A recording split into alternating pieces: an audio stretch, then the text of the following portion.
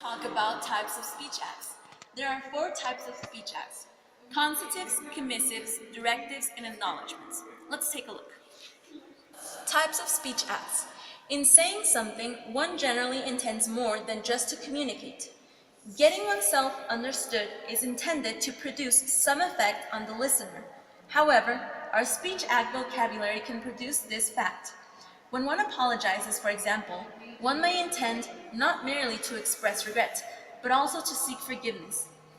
The attitude expressed and the intention do something, together with the belief that this utterance is obligated to do it, and normally aims further for the addressee to expect and to feel entitled to the speaker doing it. Speech acts, being perlocutionary as well as illocutionary, generally have some ulterior purpose, but they are distinguished primarily by their illocutionary type, such as asserting, requesting, promising, and apologizing. Generally accepted terminology, but these are a few examples of each type. Consonatives. There is affirming, alleging, announcing, answering, attributing, or claiming. Directives. Advising, admonishing, asking, begging, or dismissing. Commissives. Agreeing, guaranteeing, inviting, offering, or promising. And finally, acknowledgments. Apologizing, congratulating, greeting, thanking, or accepting.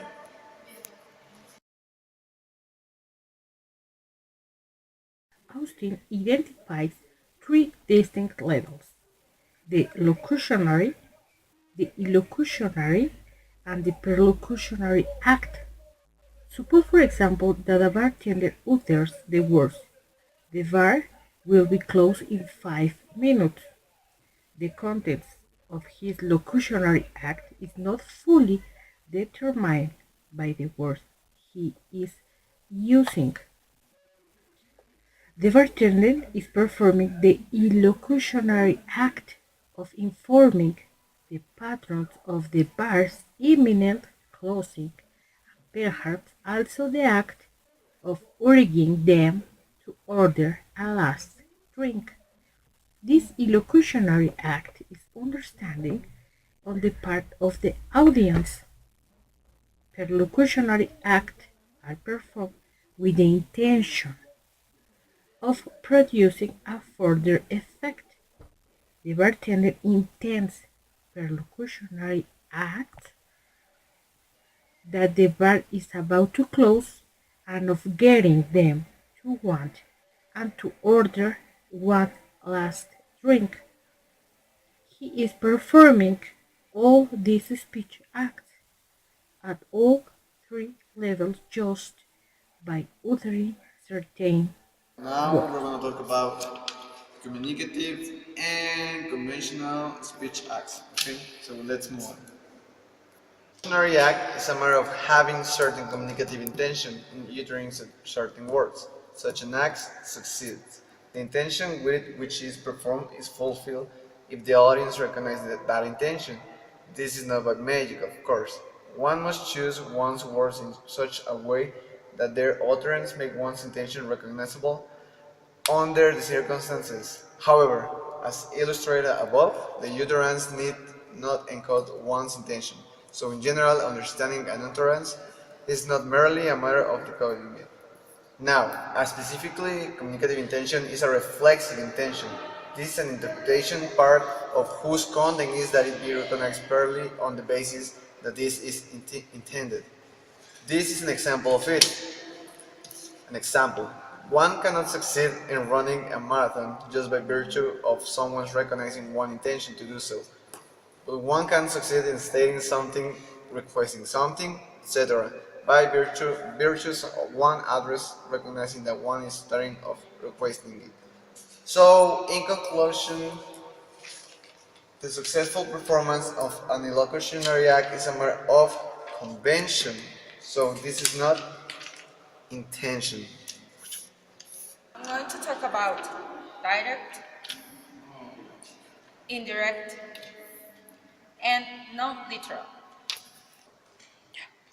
The first two concern the relation between the utterance and the speech act or acts, thereby performed. Now, in indirect or indirection, a single utterance is a performance of one illocutionary act by way of performing another. Now, non-literal. With non-literal, the illocutionary act we are performing is not the one that would be predicted just from the meanings of the words being used. So, in direct, we can say something that is real, clear for our audience. In indirect, it's almost the same as non-literal, but it's not the same, so please don't confuse. Indirect is one that we can say, but it's not the meaning of the phrase. And then with non-literal, we need to read between lines to comprehend the message that we can transmit or share. And just to conclude, we are going to talk about philosophical importance of speech act theory, which is the last point of this topic. The theory of speech acts has implications to philosophy in general. In ethics, for example, sentences that contain words like good and right are not just to describe but to commend. Sentences used, such as loyalty is good and abortion is wrong, are not different in form from other indicative sentences.